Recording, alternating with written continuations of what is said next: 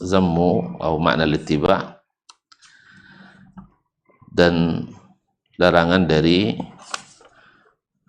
pendapat-pendapat yang diada-adakan, artinya menambah-nambah khilaf yang sudah ada, itu ada dilarang. Seseorang tidak mengatakan sesuatu pendapat mengatakannya, karena mereka adalah a'lam wa ahkam wa aslam. Mereka adalah orang-orang yang lebih berilmu, lebih hikmah, dan lebih selamat. Dalam pembahasan itu pula dibahas pula masalah perkataan sahabat, seperti kata Imam Ahmad rahimahullah ta'ala, bahwa perkataan sahabat itu adalah didahulukan dari perkataan siapapun. Tetapi bila perkataannya itu bertentangan dengan Al-Quran dan Sunnah, maka Al-Quran dan Sunnah didahulukan. Sebab ketika kita belajar tentang ayat dan hadis yang bertentangan, kalau ada, tidak bisa dikompromikan, tidak bisa dijamak, tidak bisa ditarjih, tidak ada nasikhul mansukh, maka terpaksa ditarjih salah satunya. Satunya dipakai, satunya ditinggalkan. Apalagi perkataan Allah dan Rasul yang tentu lebih tinggi dari perkataan sahabat. Jadi kalau sunnah Nabi ada, lalu ada sahabat menyalahinya, maka kita katakan selamat tinggal sunnah atau selamat tinggal sahabat? Tidak boleh selamat tinggal. Mohon maaf ya sahabat, karena ini bukan ijma', kecuali sahabat ijma'. Tapi adalah pendapat sebagian mereka atau orang perorangan yang melakukannya, sedangkan yang lain ijma' tidak melakukannya, dan sunnah tidak ada mendukung pendapat itu. Maka kita katakan kita kembali pada sunnah Nabi alaihi salatu wassalam, kepada sunnah Nabi alaihi salatu wassalam. Bahkan diantaranya pula mungkin ada secara sunnah boleh, tetapi tidak dianjurkan. Artinya hanya dilakukan dalam kondisi-kondisi yang tertentu saja. Seperti yang kita hari ini viral masalah feodalisme di pondok ya, yang sampai anak-anak sampai merangkak-rangkak. Walaupun sebenarnya secara dalil untuk menghormati, mentakzim, sebagian ulama membolehkan. Sebagian ulama membolehkan.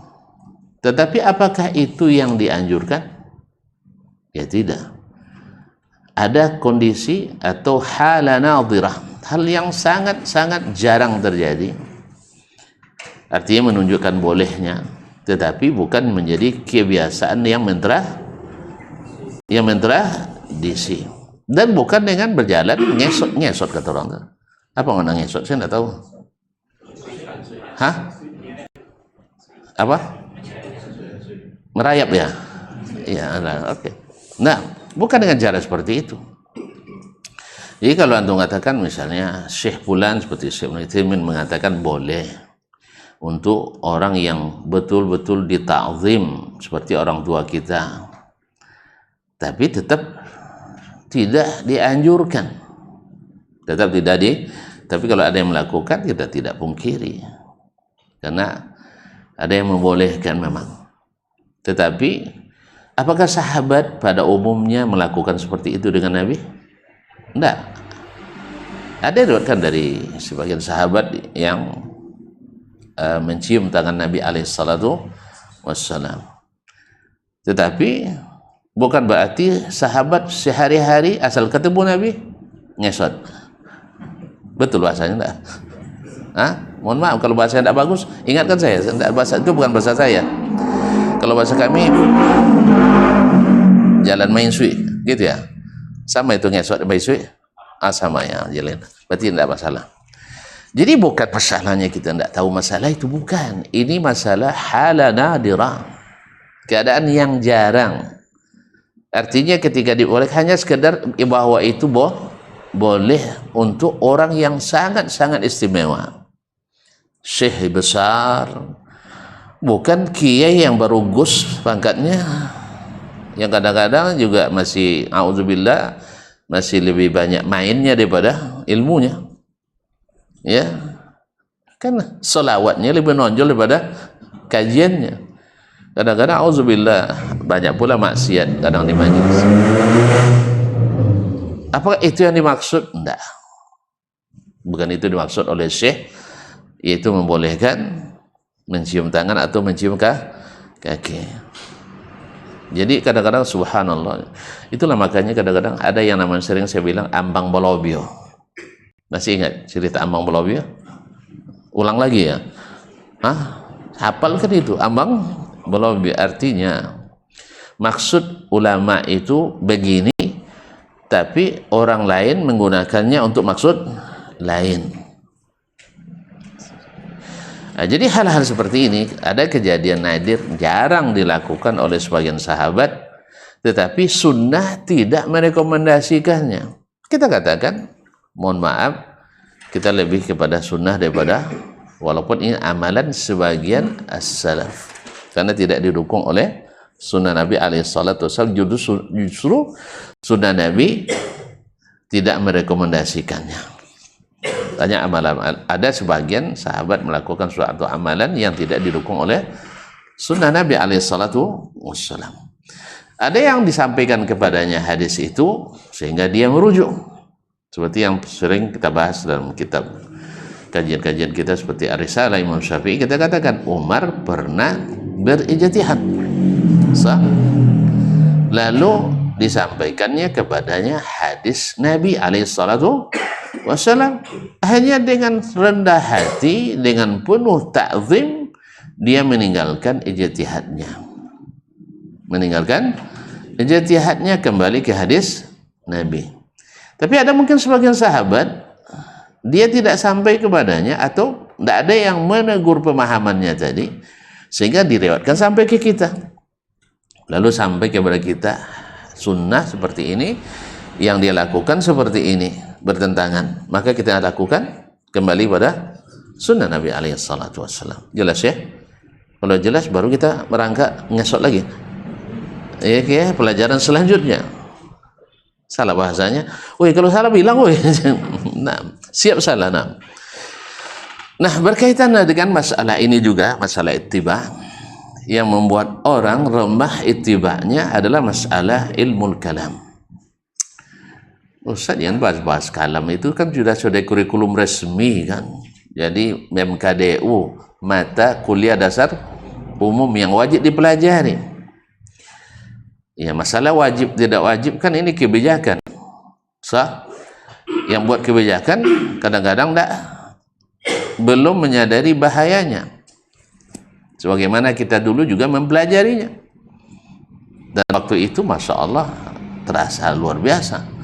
Karena memang kita akal diasah.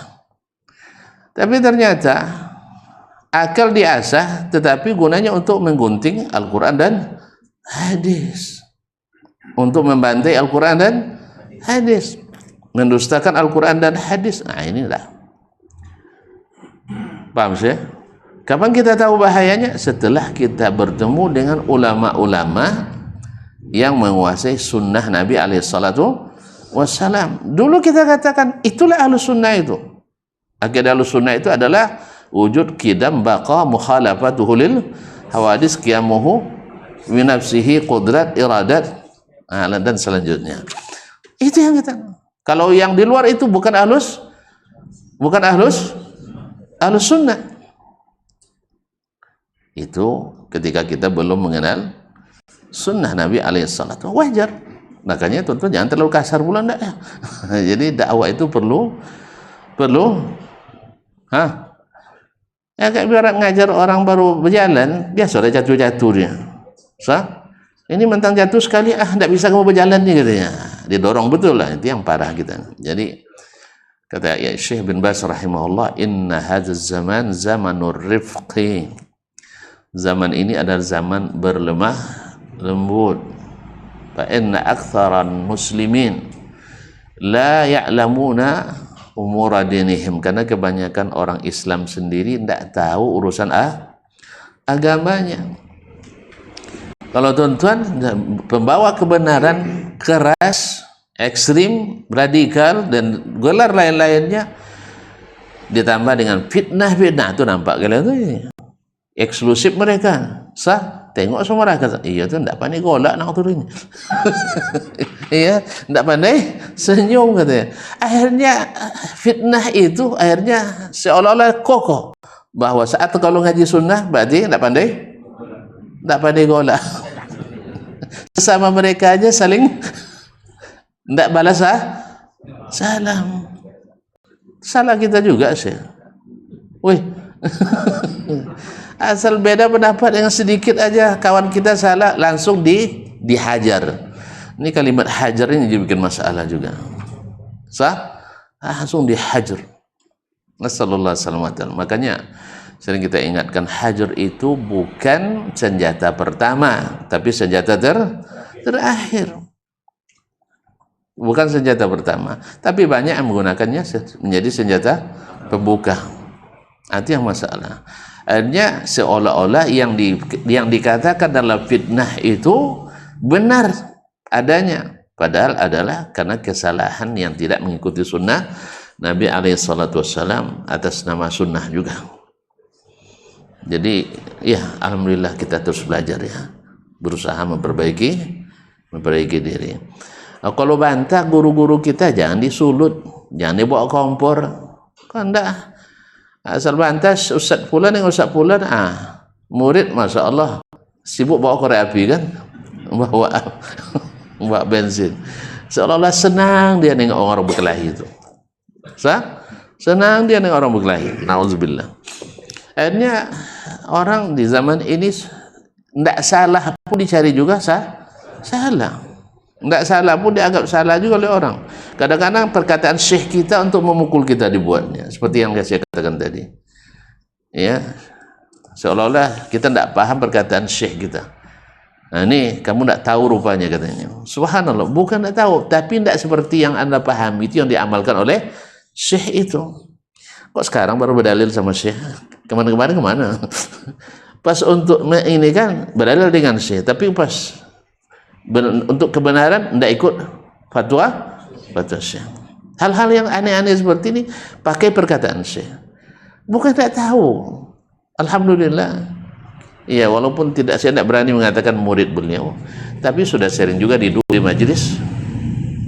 majelis beliau lah, nampak orangnya beliau paling tidak suka dengan yang itu, karena dia tahu masalahnya bukan masalahnya dianjurkan, tapi kalau ada yang melakukan kita tidak ingkari, itu aja, bukan ditradisikan, sehingga menjadi fitnah yang seperti yang terjadi pada hari ini.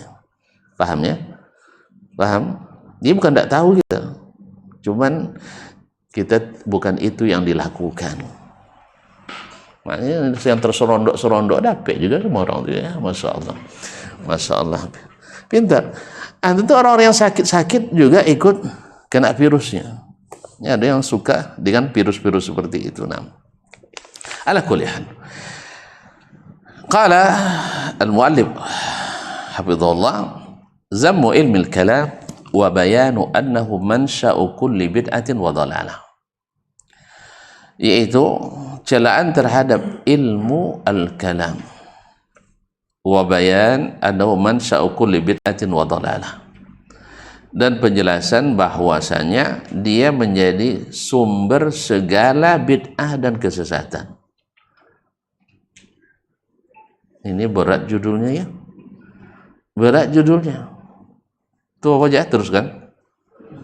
Ya, menjadi sumber lahirnya segala bid'ah dan kesesatan. Nah, Pertama, apa yang maksud dengan ilmu kalam itu dulu? Apa yang maksud dengan ilmu kalam? Rupanya tidak tahu gitu ya. Ilmu kalam adalah falsafah, adalah ilmu logika, ilmu filsafat, yang notaben adalah disalin dari ilmu filsafatnya Yunani, lalu dikasih merek Islam. Asal sudah sama dengan pemikiran orang Islam disebut pemikiran Islam. Itu masalahnya. Asal dipakai oleh wanita muslimah namanya busana Islam. Padahal auzubillah, seperti kata orang, atasnya sedikit Arab, di bawahnya Amerika. Tapi dipakai oleh muslimah. Dia tidak mencukupi syarat islami. Kalau mau pakaian muslimah yang islami, kalau dia berhenti di waktu sholat di masjid manapun, musalla manapun, tak perlu membawa seperangkat alat sholat. Tapi kalau masih perlu membawa seperangkat alat sholat, berarti pakaiannya belum syar'i. Ini yang tidak dipahami. Makanya ketika kita bilang ini kawasan berbusana syar'i, saya busana muslimah nih Pak katanya, belinya di Rabbani nih katanya. Belinya di Azam katanya kan, ada Azam juga ya. Belinya Allah musta'an.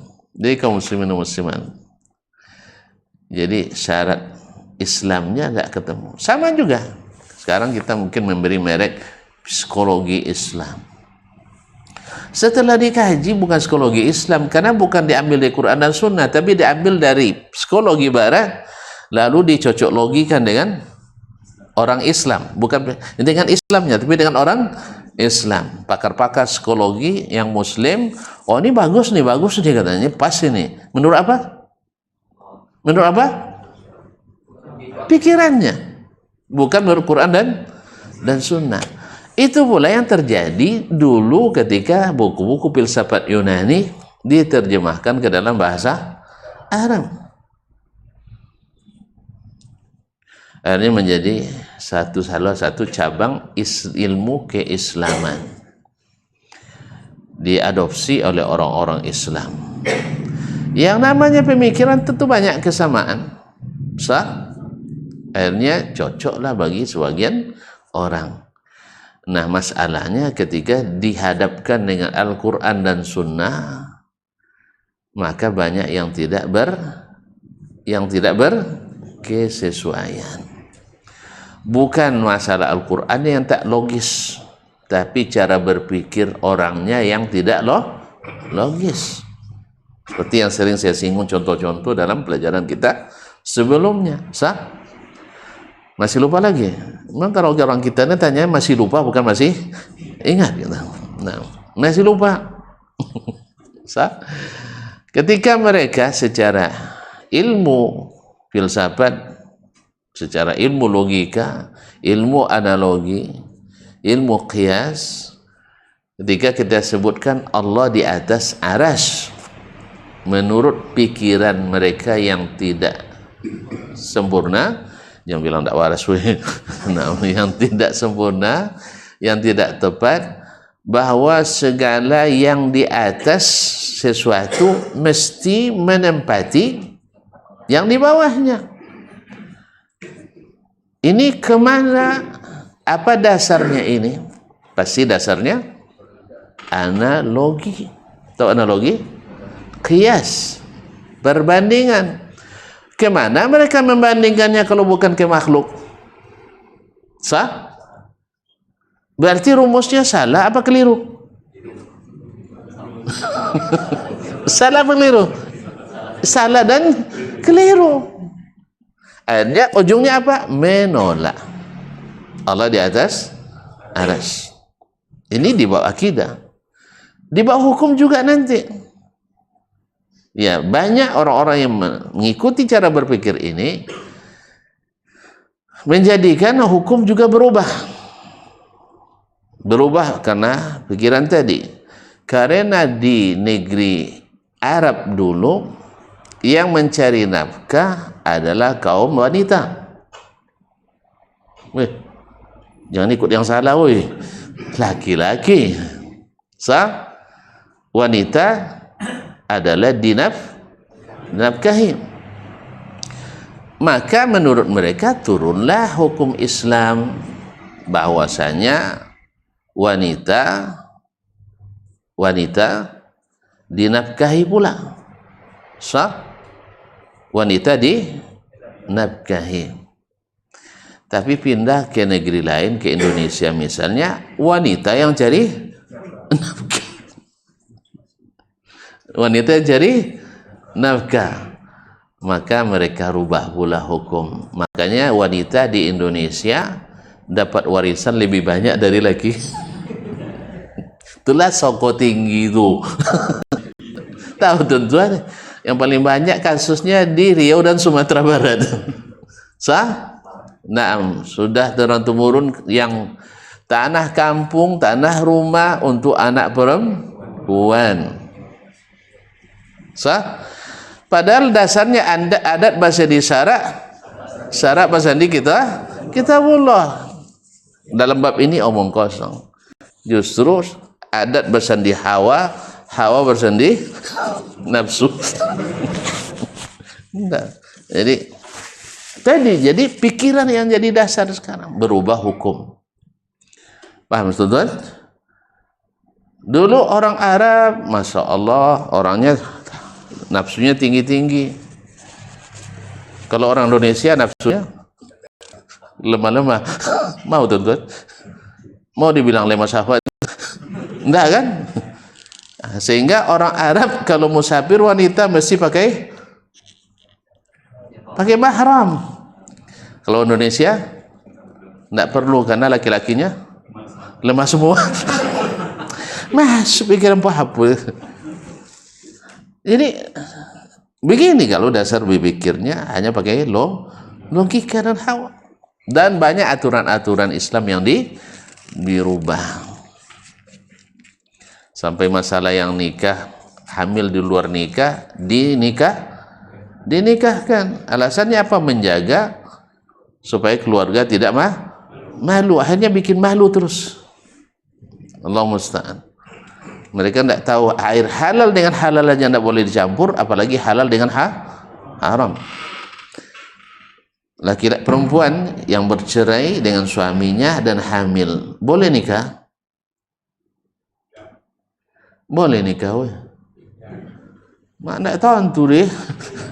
Kalau dia hamil dia tunggu dulu, tunggu sampai melahirkan. Jangan langsung nikah juga, asa tuh. Nah sekarang hamil dari suami pertama halal apa tidak? Halal kan? Sekarang dia nikah. Kalau nikah halal tidak dia berhubungan? Halal juga. Air halal tambah halal kok tidak boleh? Masa haram tambah halal masa boleh? Paham tak? Paham tak? Jadi dia berzina hamil halal, haram kan? Haram. Sekarang nak dicampur dengan air halal, yaitu dengan akad nikah. Boleh pun tak? Harusnya tak boleh. Karena dibolehkan pula demi menjaga kehormatan, akhirnya banyak yang jual kehormatan. Maaf, di hari-hari krusial menjelang nikah banyak yang berzina menjelang akad beberapa hari. Ya, aneh pula orang kita ini. Kalau sudah akad nikah tidak boleh dibawa dulu, tapi kalau tunangan boleh diangkut kemanapun. Tak di siapa pula yang memulai itu? Masih juga mengikut logika dan hawa. Jadi itulah. Nah, kenapa disebut yang seperti ilmu logika disebut dengan ilmu kalam? Karena memang masalah yang paling krusial yang menyebabkan fitnah besar di tubuh umat Islam adalah masalah kalamullah. Masalah kalamullah, Al-Quranul Karim. Sampai banyak ulama kita yang dibunuh, banyak ulama kita yang disiksa, banyak ulama kita yang dipenjara gara-gara itu. Gara-gara filsafat Yunani, orang Mu'tazilah memaksa ulama-ulama sunnah mengatakan Al-Quran adalah makhluk. Padahal Al-Quran bukan makhluk. Karena Al-Quran adalah ilmullah. Ilmu Allah makhluk? Enggak. Al-Quran adalah kalamullah. Kalamullah makhluk? Enggak. Cuman karena mereka memiliki dasar teori berpikir filsafat, maka mereka katakan kalau seandainya Al-Quran itu kalamullah berarti baharu. Sebab apa? Dia pakai huruf dan suara. Mereka ingin Allah berbicara tanpa huruf dan suara. Memang ada bicara tanpa huruf dan suara? Hah? Ada nggak orang yang namanya pandai bercakap tapi ndak ada suara, ndak ada hurufnya? Ada? Hoha. Itu bercakap nama? Ndak. Atau bercakap nama? Ndak. Sampai keluar suara dan ada hurufnya, dipahami. Kadang cuma belajar nahu kayaknya. Mahwal kalam, al-kalamu huwal lafzul murakkabul mufidu bil wada'. Tapi tidak jalan tiba situ nahu. Tapi kalau membantah sunnah jalan nahu. Tapi untuk menghidupkan sunnah tidak jalan nahunya. Karena hak li hawa itu begitu.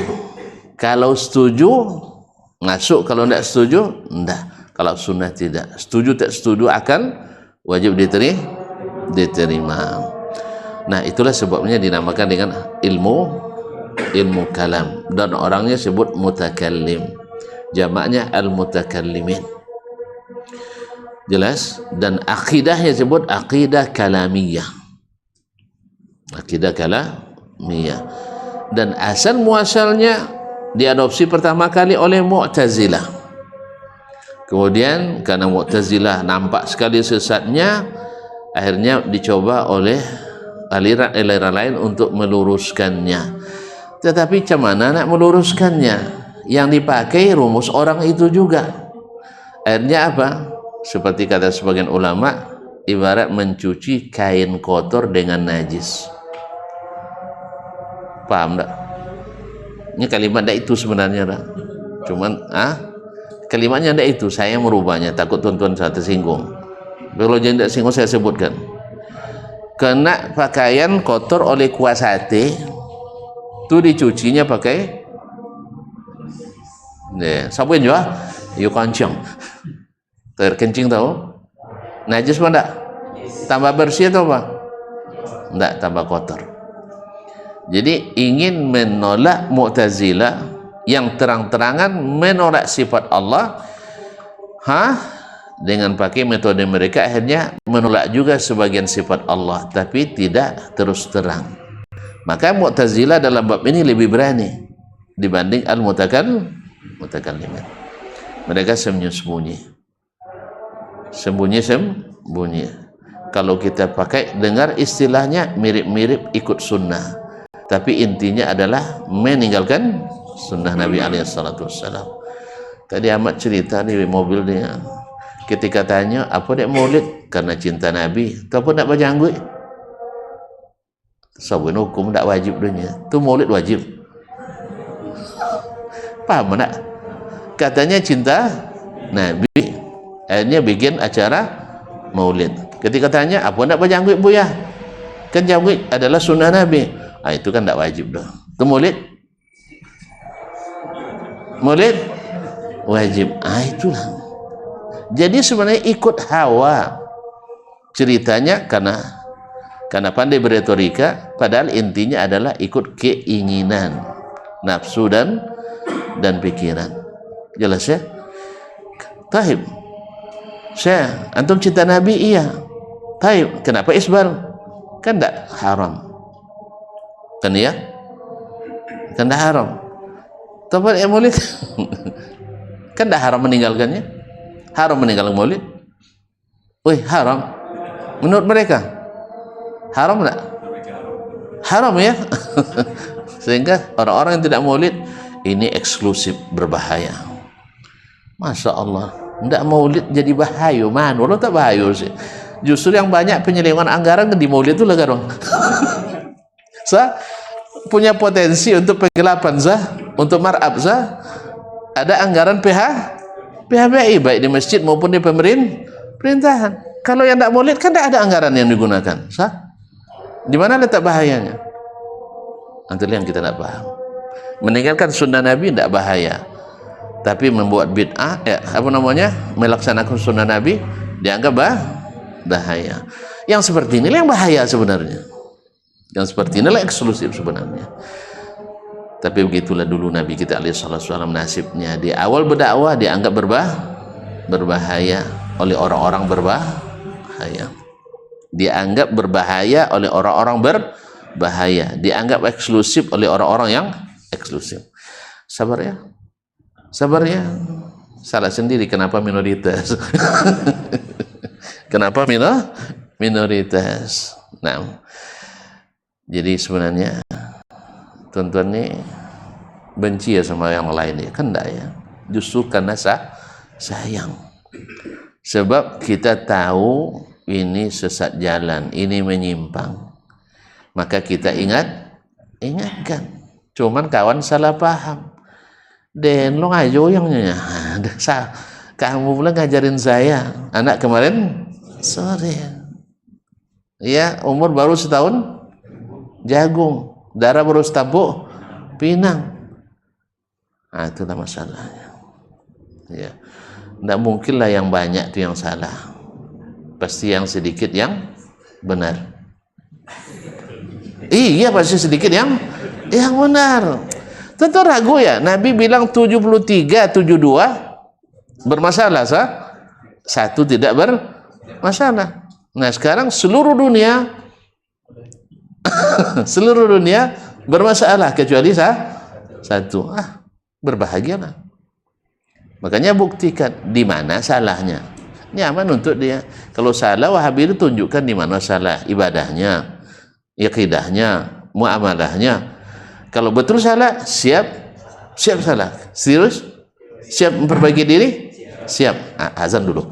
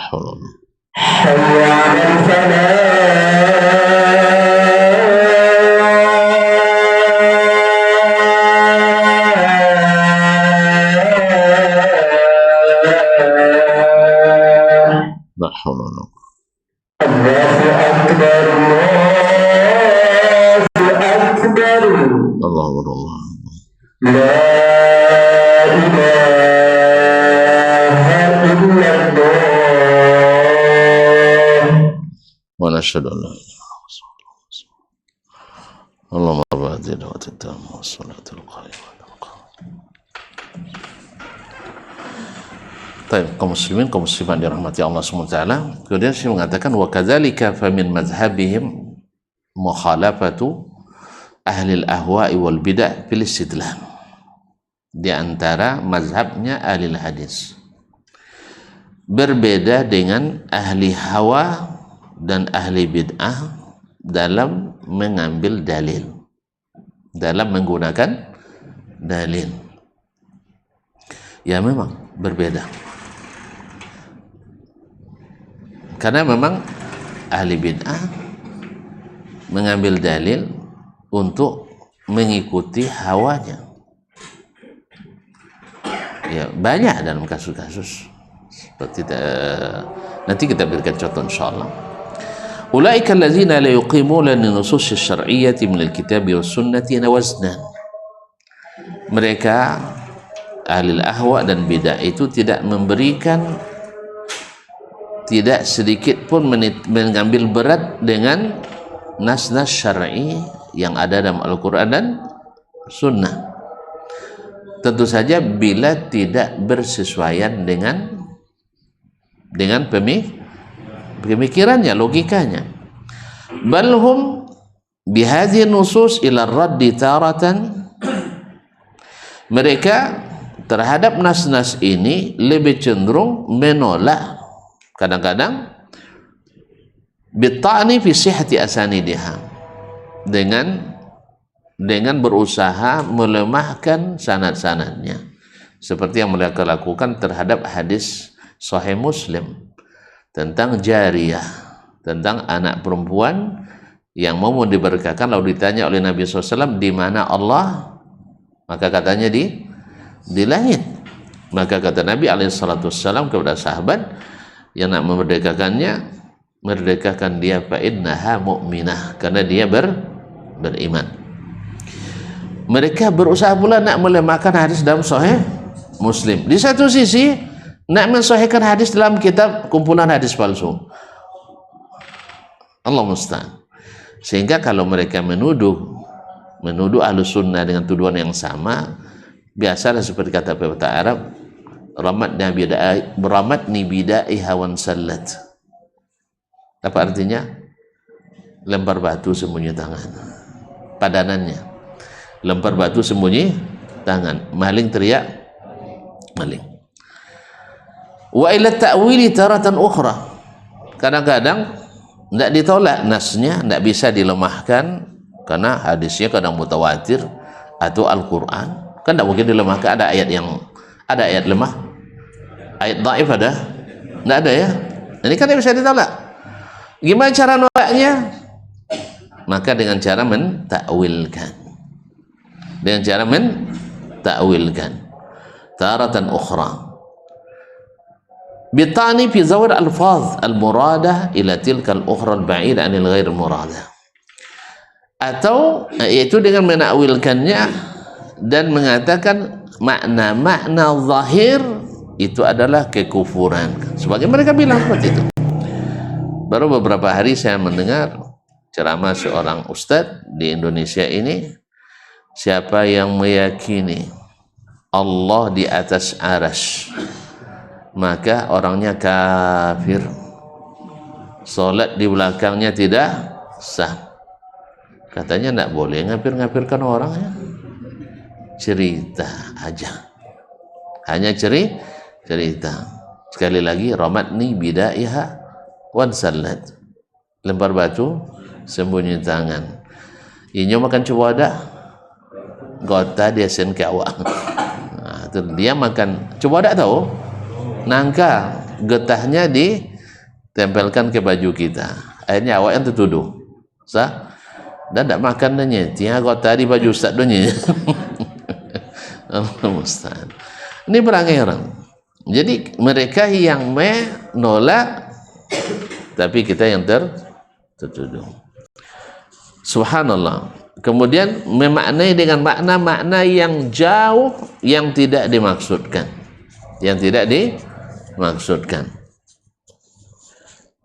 Naam, wa ila tahwishi haulaha bi anha akhbaru ahad taratan thalisa. Kadang-kadang membuat keributan atau membuat keraguan bahwasanya ini kan hanya khabar ahad, hadis ahad. Balik lagi ke hadis ahad. Ingat kaji hadis ahad ya. Maka Imam Syafi'i rahimahullah, untuk beliau paham dengan cara berpikir mereka, dikumpulkannya 300 hadis ahad yang semuanya menunjukkan bahwa hadis ahad hujjah dalam segala bidang. Kalau sudah 300 hadisnya jadi mutawatir jadinya ya. Tidak bisa lagi mereka menolak. Tetapi tetap saja kambing walaupun terbang.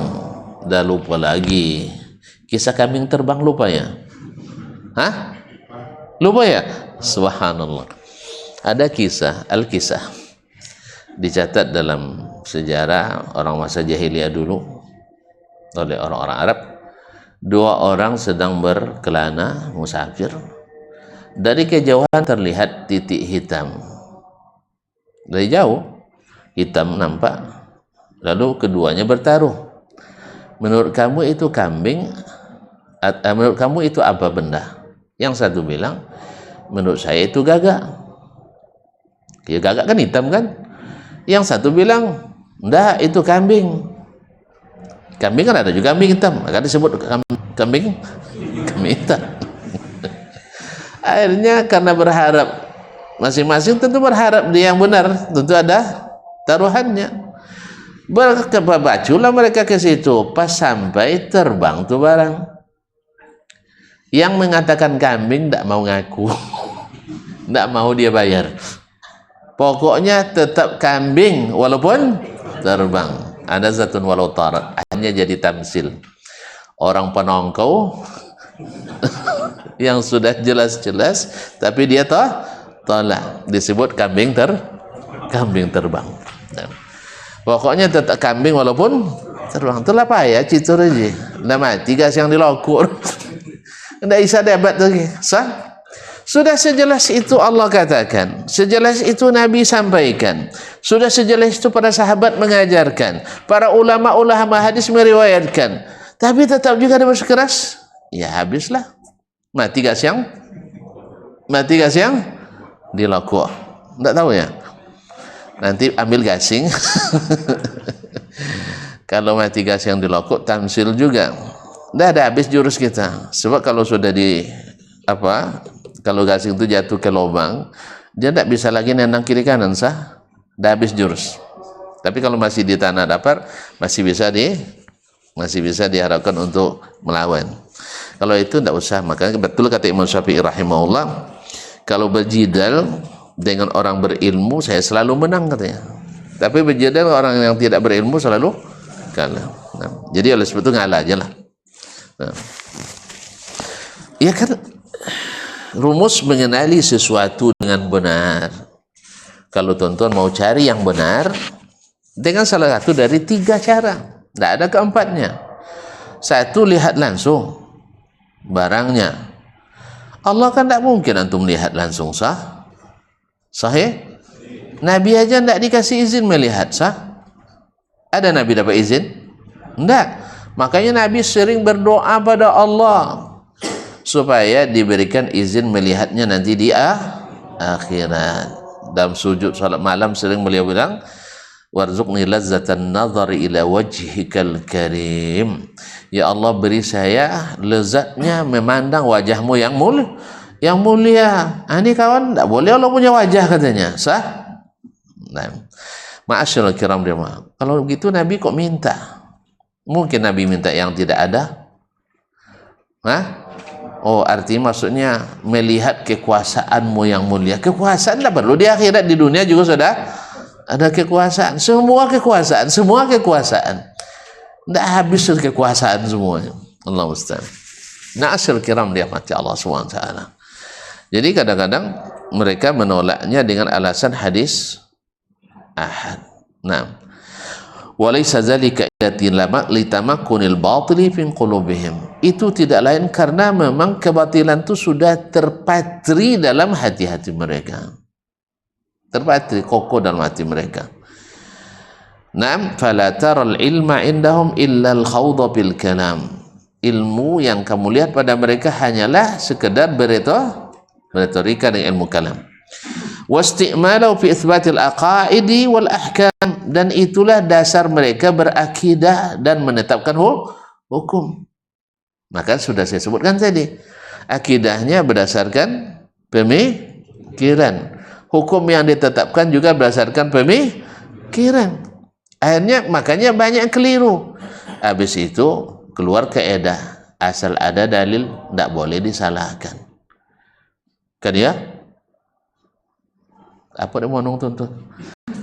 Kan keluar kaidah asal ada dalil tak boleh disalahkan. Benar itu? Benar ini? Ini subuhat. Tidak ada dakwah Nabi yang tidak menyalahkan. Tidak ada ulama yang mencari kebenaran kecuali juga menyalahkan. Antara imam yang 4 ada saling menyalahkan? Ada? Walaupun mengatakan uang salah sodo, bukan, lah itu maksudnya. Artinya ketika Imam Malik mengatakan tidak ada bai'ul bil khiyar, kata Imam Syafi'i ada. Berdebat pula murid Abu Hanifah dengan Muhammad Al-Hasan Syaibani dengan Imam Syafi'i dalam suatu masalah, yaitu masalah boleh tidak menyewakan rumah atau bangunan di Mekah. Kata mereka tidak boleh. Kata Imam Syafi'i, iya kan, kalau sama-sama tidak boleh tidak debat dia. Gitu aja kok repot. Kata mereka tidak boleh, berarti kata Imam Syafi'i boleh, makanya terjadi debat. Udah capek, kalau capek bilangin aja. Nah, kita tidak mesti selesai malam ini, tapi mesti mengerti, mesti paham kita. Nah, jadi Imam Syafi'i katakan boleh. Kalau sempat diikuti pendapat Imam Abu Hanifah, tidak boleh nyewa, tidak boleh disewakan hotel di Mekah. Macam mana kah tuan-tuan nak pergi haji? Bawa rumah masing-masing pun. Orang tu nak disewakan, tidak boleh. Terus jadi tamu aja semuanya. Nak jadi tamu aja, numpang aja semua. Belum tentu semua orang mau, sah? Nah, jadi oleh itu kaum muslimin dan muslimat dirahmati Allah. Jadi ada perbedaan pendapat. Maka ketika pendapat itu sampai ke kita, mana yang antum benarkan di antara pendapat itu? Berarti antum kalau benarkan yang ini menyalahkan yang ini. Bisa antum tak menyalahkan? Tidak. Ada pernah seorang khatib khutbah pula dekat rumah kan. Saya waktu itu kan ada tamu dari Malaysia, saya tidak khutbah, solatlah saya dekat rumah tuh. Masya Allah, dengan orasinya yang mantap ya. Tidak boleh saling menyalahkan dan sebagainya, nyinggung-nyinggung juga Wahabi pun yang, pokoknya Wahabi terus yang salah gitu. Mentang-mentang mayoritas katanya. Nah, akhirnya selesai salat, sebenarnya saya nak berjumpa dengan beliau karena ada pendapat tidak boleh disalahkan. Nak jumpa sebenarnya dengan beliau, Ustaz, saya nak nanya, saya yakin tak dengan pendapat Ustaz itu? Tidak ada yang boleh disalahkan. Tentu dia bilang, kalau dia bilang yakin berarti tidak boleh menyalahkan. Nah, saya Ustaz mengatakan boleh menyalahkan. Pendapat saya salah apa benar? Kalau dia bilang benar, berarti boleh menyalahkan. Kalau dia bilang tidak benar, berarti dia sendiri sudah menyalahkan. Alhamdulillah. Tak ada cerita. Kalau antum tidak menyalahkan yang salah, mesti menyalahkan yang benar. Itulah makanya dicari yang benar, itu yang disalahkan. Karena syekh besarnya di wawancara televisi nasional, diwawancarai, ini lembaga yang dibanggakan di dunia, lembaga tertua di dunia, di sini menganut pluralitas berpendapat, siapa saja boleh mengeluarkan pendapatnya, bebas, tidak boleh disalahkan, asal ada ulama yang mengatakan maka tidak boleh disalahkan, boleh hidup dengan bebas di sini. Masya Allah, mumtaz, karena memang dia liberal juga. Memang syekh besar masa liberal ya. Gimana kita nak jadikan dia ikutan imam tapi liberal? Auzubillah. 13 detik dari ungkapannya ini, dia mengatakan sesuatu yang membatalkan semua teori itu. Presenter yang agak nakal, dia bilang, kalau begitu Syekh, Wahabi boleh dong di sini. La. kecuali Wahabi. Apa salahnya Wahabi? Tidak ada ulamanya. Tidak ada ulamanya. Ya kata orang bodoh-bodoh, ulama Wahabi bodoh-bodoh. Tapi yang pintar-pintar paham dia. Yang bodoh-bodoh bilang ulama Wahabi bodoh-bodoh. Gimana lagi? Orang bodoh tentu tidak tahu dia nilai ilmu, sah? Nah, tapi yang pintar-pintar mengakui. Alhamdulillah. Berarti ada ulamanya? Ada. Ada pendapatnya yang beda? Ada. Taib, kenapa tidak boleh?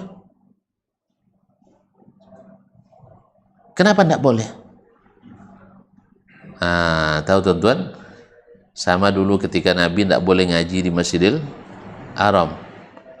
Padahal pengurusnya Pak Haji semua. Sah?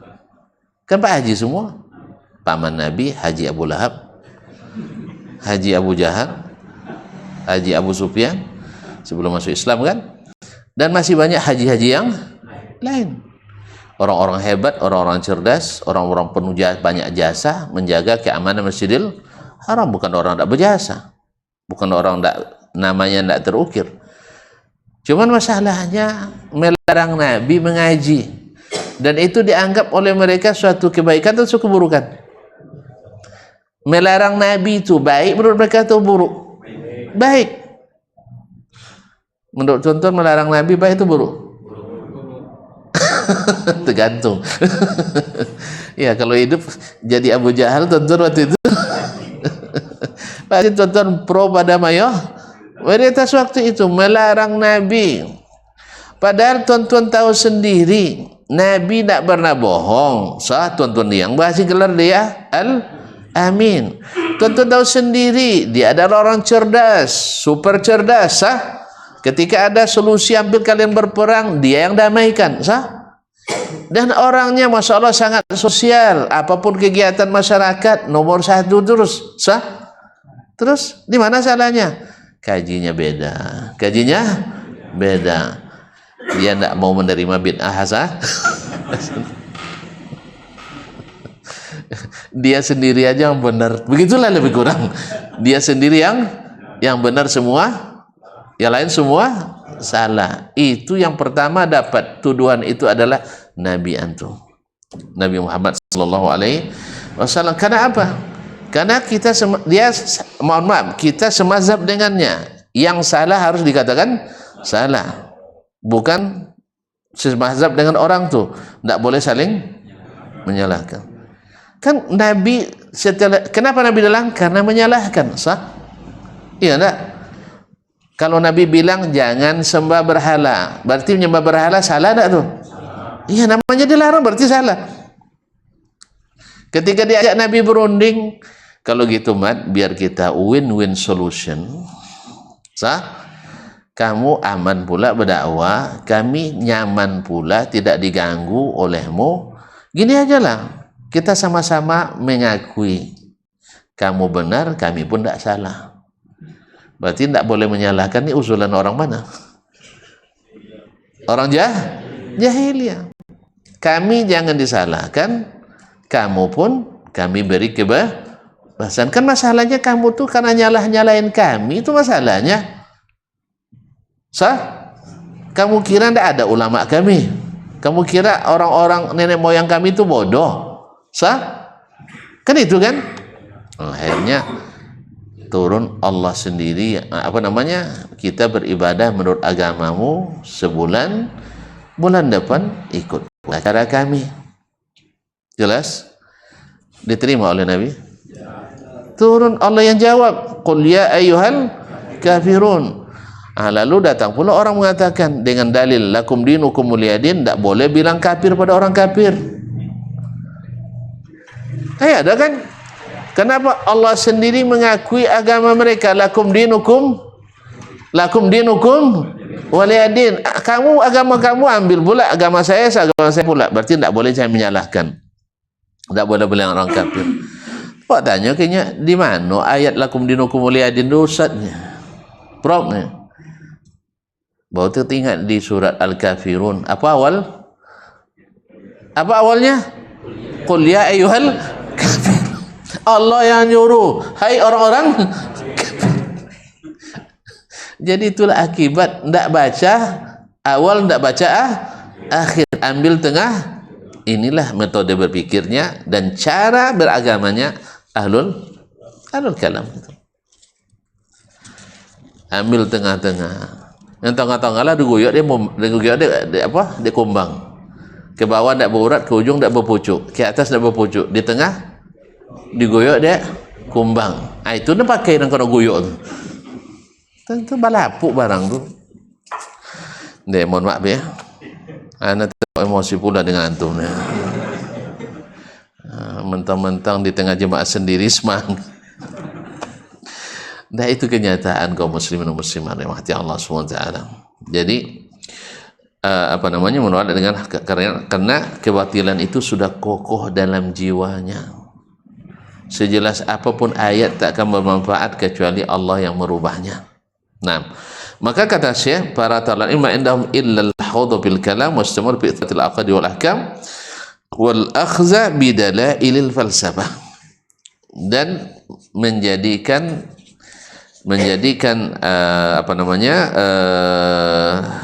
dalil-dalil falsafah sebagai ilmu, wa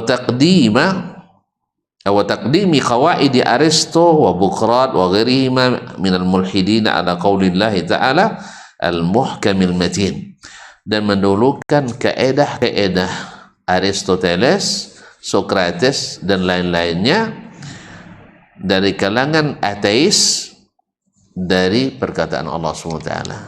Jadi lebih mendahulukan cara berpikir Aristoteles, Socrates dibanding dengan perkataan Allah yang muhkam, yang kokoh. Wa qauli rasulih sallallahu alaihi wasallam al-hujjatil amin, dan perkataan Rasulullah sallallahu alaihi wasallam yang hujjahnya jelas. Nabi kan bicara pakai bahasa yang dipahami atau bahasa tidak dipahami? Dipahami. Jadi kalau kita nak mengetahui akidah Nabi, dari mana kita tahu? Pak yang jawab nah. Saya ulang nah. Tuan-tuan nak tahu akidah saya, dari mana tuan-tuan tahu? Operasi jantung saya. Hah? Dari mana tahunya? Dari yang saya ucapkan. Sah? Dari yang saya jelaskan. Oh, antum tidak mau? Tidak, Ustaz. Kami lebih paham ucapan antum dari antum sendiri. Gitu ya? Wih, mana yang lebih paham ucapan saya sendiri atau tuan-tuan? Serius lah. Ada Ustaz yang bilang, saya lebih paham perkataan antum dari antum sendiri katanya. Saya bawa rekamannya ke beliau. Nih kita dengarkan bersama. Nanti kalau saya salah, saya akan cabut. Tidak mau juga dia. Kalau gitu saya tinggalkan rekaman ini, dengarkan sendiri. Nanti catat di mana kesalahan saya. Saya siap salah. Tidak juga mau. Kalau gitu Ustaz, kita ulang ceramah bab yang sama. Ustaz hadir jadi penilai. Tidak juga mau. Alah bayar, mati gas yang di. Habislah. Tidak ada, pokoknya dia lebih percaya bahwa dia lebih paham perkataan saya dari saya sendiri. Nampak sih? Orang berilmu, orang cerdas, tapi ikut hawa. Kenapa? Karena dia sudah buat keputusan yang merugikan saya. Tidak mau dia mencabutnya. Padahal sebenarnya bukan merugikan saya, merugikan dia sendiri. Paham tak? Dia sebenarnya rugi. Itu maksud saya tidak ingin dia rugi. Saya datangi. Supaya apa? Supaya dia tidak rugi. Saya tidak akan rugi, alhamdulillah. Cuma nanti apa kata orang, ya masalah sedikit, hanya masalah khilafiyah, kita berkelahi. Akhirnya memang dia tetap menjalankan apa yang dia lakukan. Akhirnya orang banyak bertanya, Bapak Abu ya? Sah? Nah, gimana caranya? Tanya dia sebilang, bukan saya. Kan dia yang punya keputusan. Sah? Dia yang berkuasa. Entah ditanya entah tidak. Tapi yang jelas, banyak orang yang lebih tahu perkataan Nabi dari Nabi sendiri. Itu masalahnya. Banyak yang lebih tahu perkataan Allah dari Allah sendiri. Paham? Hanya dicabut-cabutnya perkataan Allah, tidak ditafsirkan dengan perkataan Allah sendiri. Mau contoh? Besok aja lah, nanti lambat pulang. Libur. Tanggal merah besok. Kaum muslimin dan muslimat dirahmati Allah. Misal, ini banyak yang disebutkan Syekh tadi, ada yang takwil, ada yang karena hadis ahad, ada yang mana yang tuan pilih? Satu aja dulu ya. Nah, ya biasa-biasa aja lah. Yang sudah lupa. Sah? Kan Allah Subhanahu wa taala dan nabinya sallallahu alaihi wasallam dan para sahabat, para ulama semuanya dengan kalimat yang sama. Mengatakan Allah di atas arsy. Tidak ada satupun dari mereka yang mengingkari. Al-Quran tidak, hadis tidak. Bahkan kata Imam Ibnul Qayyim rahimahullah, lebih dari 2000 dalil dalam Al-Quran dan Sunnah serta athar yang menunjukkan Allah di atas. Bahkan fitrah sendiri, orang-orang yang fitrahnya masih selamat, bahkan yang sudah rusak pemikirannya pun, antum tengok sendiri, kalau dia menyebut nama Allah pasti ada ke atas. Kalau dia punya isyarat, nunjuknya juga ke atas. Artinya dia bingung, muter-muter, tidak bertempat. Sah? Nah, tidak, tetap ke atas. Taib. Yang sudah seperti ini jelasnya, ya kita katakan, apa akidah Nabi tentang di mana Allah? Tentu kita nanya ke siapa? Nanya ke Nabi alaihi salatu wassalam. Nabi menjelaskannya dengan apa? Nabi menjelaskan akidahnya dengan apa? Dengan ucapannya. Gitu aja kok repot. Saya menjelaskan pelajaran ini pakai apa? Ya ucapan. Tuan-tuan tahu akidah saya dari mana? Ucapan saya. Atau jangan-jangan kayak Ustaz tadi, dari pemahaman kami. Gitu ya? Hah? Gitu ya? Kalau gitu enggak usahlah saya berceramah lagi. Tuan-tuan lebih paham dari saya. Untuk apa Nabi datang menjelaskan bahwa ternyata ahlul kalam lebih paham dari Nabi sallallahu alaihi wasallam. Berarti makna yang dipahami dari perkataan Nabi makna zahir atau bukan? Makna zahir. Karena Nabi itu penjelas. Ternyata perkataan Nabi belum juga jelas. Berarti untuk apa Nabi menjelaskan? Nah, akhirnya mereka dengan teori-teori ilmu Yunani itu mengatakan begini.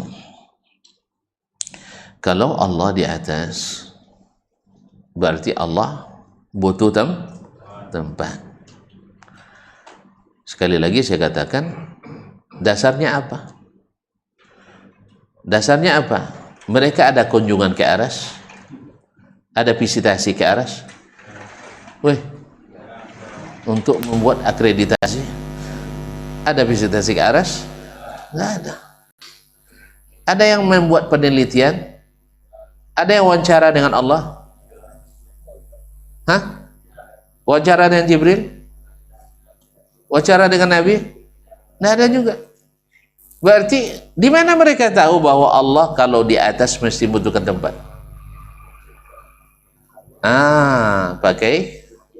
Pakai filsafat. Karena kaidah segala sesuatu yang di atas mesti membutuhkan yang di bawah. Nah, apa alatnya mereka mengukur ini? Makhluk. Sah? Akhirnya mereka mengkiaskan Allah kepada makhluk. Nah, kias seperti ini ilmiah atau tidak ilmiah? Kenapa tidak ilmiah? Karena mengkomparasikan dua hal yang berbeda. Kalau antum mengkomparasikan pedang samurai dengan pisau dapur, gimana kira-kira? Mak, tajamnya samurai ini ya, lebih tajam dari pisau dapur mak saya. Bagus. Tepat enggak analoginya? Hah? Masya Allah, pedang ini tajam, bisa memotong bukan sayur, motong mentega, apa namanya, agar-agar tuh. Puding. Sah kiasnya? Sah. Begitulah lebih kurang mereka. Mereka mentasbih Allah kalau di atas aras dengan makhluk. Makanya rumus batil natijahnya rusak. Makanya logika yang seperti ini logika sakit. Yang kedua, kita jawab juga sebenarnya secara logika juga, bahwa banyak benda-benda di atas tapi tidak menempati yang di bawahnya. Masa gitu aja kok repot? Nggak ada nampak langit tuh. Langit di atas kan? Di atas siapa? Di atas banyak, di bawahnya ada bintang, ada planet, ada dan lain-lain. Butuh dia dengan di bawahnya? Enggak. Padahal langit berat apa ringannya? Serius, woy. Tahu enggak tuan tebalnya langit itu? Hanya 400 tahun perjalanan, itu ketebalannya. Jarak dari langit ke langit katanya sekitar 700 km, 700 tahun perjalanan. Ini 7 lapis pula itu. Tuh. Ada membutuhkan yang di bawah menempati? Enggak. Kenapa antum paksa? Allah mesti menempati.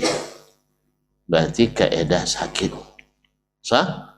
Logika sakit. Katanya salam akal sehat terus, ternyata sakit. Karena yang diikuti juga Acuaris yang dulu sakit juga. Tahu tuan, weh. Sokrates itu yang dia ucapan yang paling terkenal adalah sesuatu yang saya ketahui dengan baik bahwa saya tidak mengetahui sesuatu apapun. Ini orang apa namanya tuh? Memang gilo-gilo halangnya.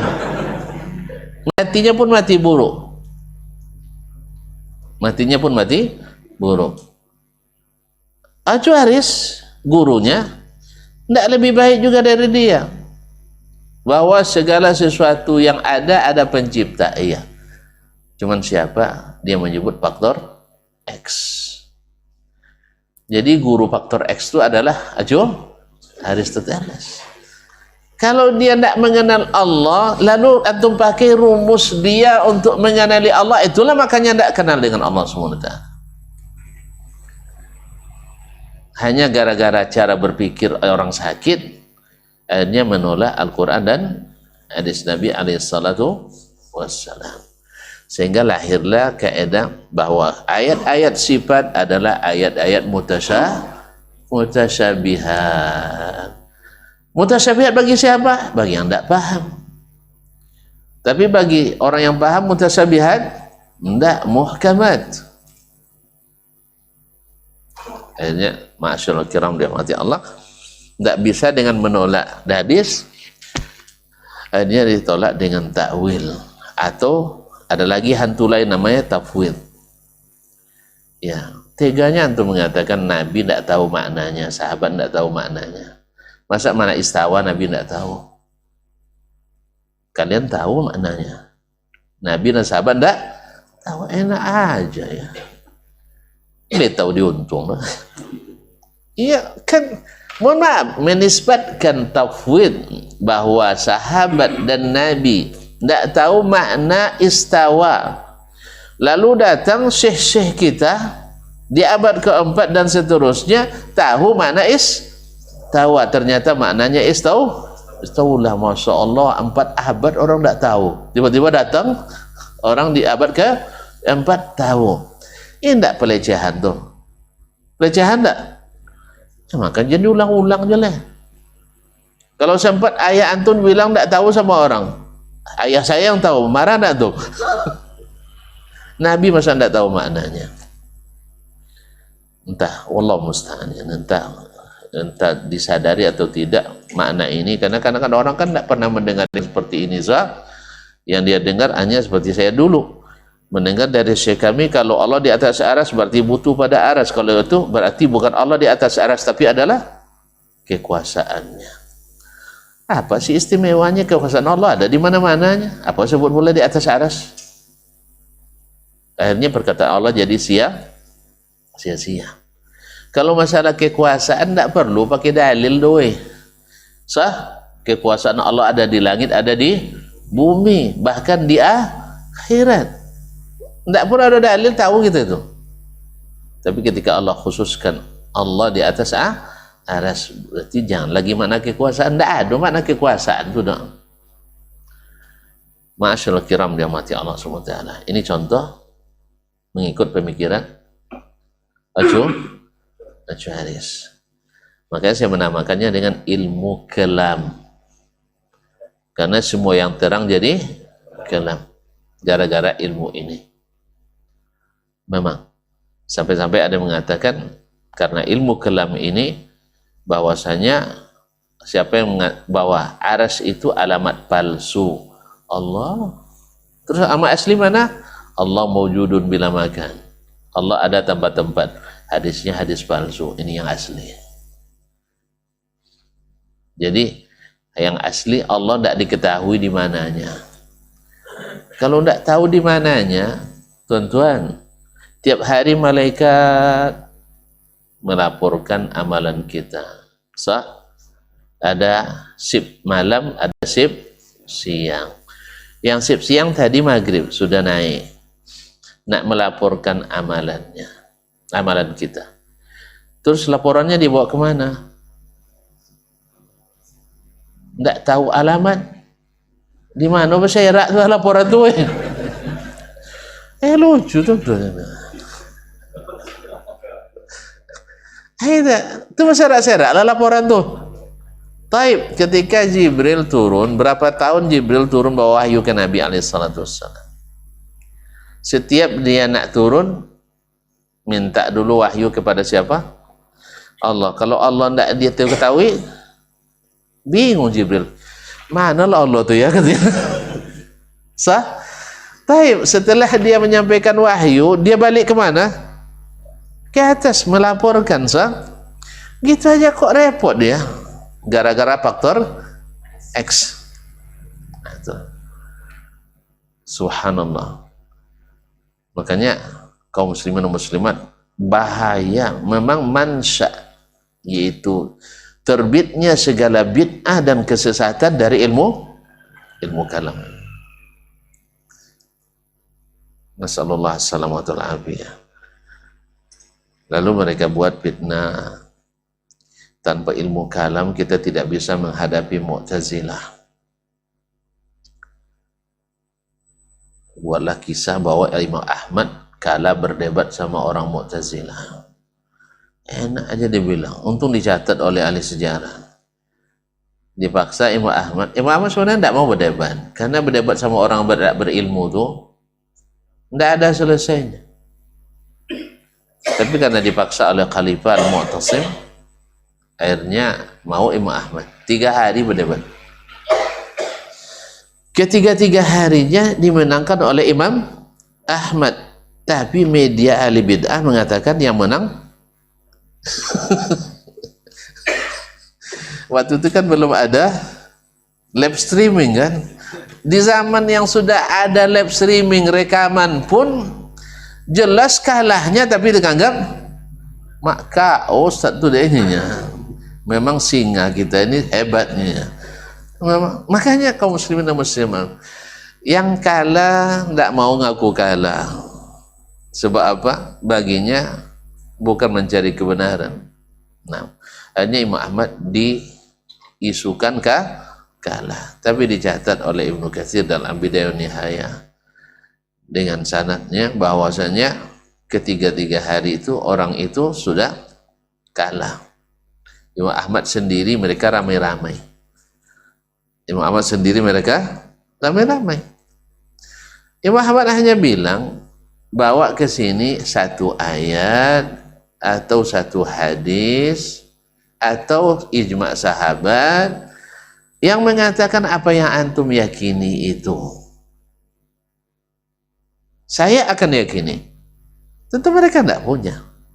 Hanya oleh pimpinan mereka Ahmad bin Baidoat, nya tidak bisa dia Quran dia hadis dia namatnya. Gitu pula alasannya. Agama itu harus pakai akal katanya. Memang Imam Ahmad tidak tiba akal deh.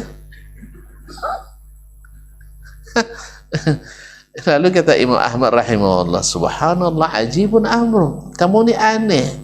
Bukankah dulu Rasulullah SAW membangun agama ini dengan Al-Quran dan hadis?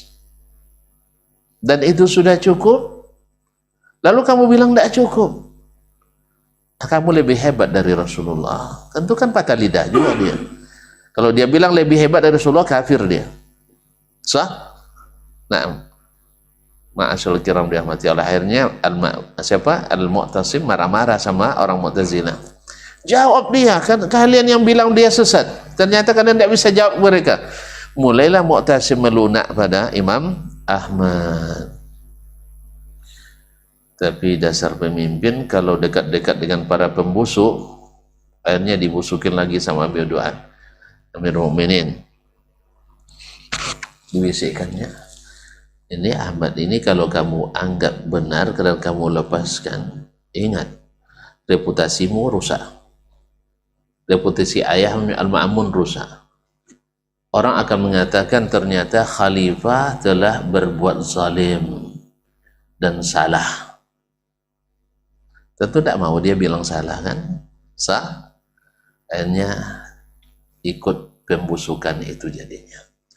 Makanya nasihat kita kepada para pemimpin, ya, carilah orang-orang yang benar-benar lillah menasihati, bukan karena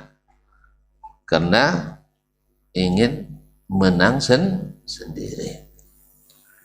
Karena kata Abdullah bin Muqaffa dalam Al-Adabul Kabir, laisa minal adab an tazkura khasmaka bisu'i inda zi sultan.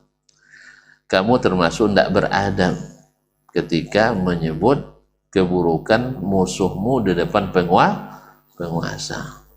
Kalau sudah untuk menyebut keburukan musuhmu, itu namanya menghasut. Tahu menghasut? Mengadu domba.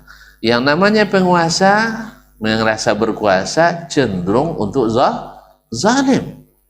Apalagi yang bisikan adalah orang yang dianggap intelektual, orang hebat, seperti Ahmad bin Abi Du'ad dulu. Dia ketua Mahkamah Agung dan pentolan Mu'tazilah nomor 1 di masanya. Paham tak? Pemikir Islam nomor 1 waktu itu di mata orang-orang yang pengikut alih hawa. Tahu tak tuan-tuan bilang, yang sesat waktu itu Imam Ahmad, yang benar adalah Ahmad bin Abi Du'ad, karena dia pemegang corong di pemerintahan waktu itu. Sampai 4 khalifah tertipu olehnya. Sampai akhirnya datang Al-Wathiq, anak daripada Al-Mu'tasim. Sampai Al-Wathiq mengatakan, andainya boleh seorang anak berlepas diri, tidak mengakui ayahnya, saya berlepas diri dari ayah. Karena dia sudah menzalimi Imam Ahli Sunnah. Kenapa? Karena mendengar bisikan-bisikan para pembusuk tadi. Makanya Abdullah bin Abbas radhiyallahu taala anhu, ini di masa sahabat. Abdullah bin Abbas ketika dia jadikan oleh Umar bin Khattab jadi anggota dewan penasehat, bukan dewan pembisik, dewan penasehat Khalifah Umar bin Khattab. Ada pesan ayahnya 3. Ya bunayya inni ara amirul mu'minina yuqarribuka ila nafsih. Saya melihat Amirul Mu'minin yakni Umar menjadikan kamu orang dekatnya. Fahfaz minni thalathata umur. Kamu ingat 3 pesan ayah. 1, la tubadir lahu bil kalam qabla ayatluba minka. Jangan kau segera bercakap di majelisnya sebelum dia yang minta. Ini adab. Jadi adab. Karena dia yang paling muda di situ. Baru umur belasan. Jangan kau mulai bicara, pada di situ banyak sahabat yang senior. Ini adab, menjaga adab. Yang kedua, la tufshi lahu sirra. Jangan kau beberkan rahasianya. Ini kita banyak nih sumber yang dapat dipercaya mengkhianati. Sah? Kan ada tuh berita-berita dari sumber yang dapat dipercaya. Memburuk-burukan kan? Orang yang ikut rapat membuka rahasia. Ini juga tidak menjaga adab. Yang ketiga, la taghtab indahu ahada. Jangan kamu meribah orang di depannya. Karena kalau penguasa kita ribah orang di depannya, pasti dia punya pandangan buruk kepada orang yang diribah. Kalau dia berpandangan buruk pada orang yang diribah, bisa-bisa dia tidak memberikan haknya. Sah? Minimal hak salamnya kan tidak dapat. Assalamualaikum. Oh, ini Ustaz Dasman yang dikata Ustaz ini kemarin ya katanya. Ini bahayanya. Sah? Apalagi namimah yang lebih parah, yaitu mengadu domba. Maka kaum muslimin dan muslimat dirahmati Allah, dan sering rusaknya para pemimpin karena para pengadu domba seperti itu. Ya. Mudah-mudahan Allah jaga pemimpin kita dari para pembisik yang membuat pembusukan. Tapi yang mudah-mudahan diberikan para penasehat yang memberi pencerahan yang lillah wa fillah, dan sehingga menjaga persatuan dan kesatuan umat ini di atas kebenaran, supaya kebenaran itu semakin terbentang dan terang. Baik, cukup satu contoh aja dulu ya. Mau lagi yang lain? Oh, belum saya jelaskan ya, masih banyak sebenarnya. Jadi secara logika sendiri bisa diterima bahwasanya Allah walaupun di atas arsy tapi tidak membutuhkan yang di bawahnya. Sebab makhluk saja banyak yang di atas tak butuh pada yang di bawah. Kalau dikatakan oleh ilmu kalam bahwasanya kalau Allah di atas berarti memiliki tempat. Yang memiliki tempat itu adalah makhluk. Sekali lagi kan analoginya ke makhluk juga. Kita katakan enggak, makhluk saja banyak yang ada tapi tidak menempati. Kan sering kita bikin contoh. Ilmu yang kita tuntut ini ada kan? Buktinya disebut ilmu si fulan tinggi, ilmu si fulan rendah. Ilmu si fulan dalam, ilmu si fulan dangkal. Sah? Ilmu si fulan banyak, ilmu si fulan sedikit. Ilmu si fulan luas, ilmu si fulan sempit. Berarti ada barangnya. Di mana barangnya? Nah, tidak berjisim, tidak bertempat. Sah? Jadi kalau antum lari dari Allah bertempat, menyamakan pula dengan makhluk yang tidak bertempat. Oleh sebab itu janganlah lari-lari dari apa yang Allah sampaikan dan Rasul jelaskan.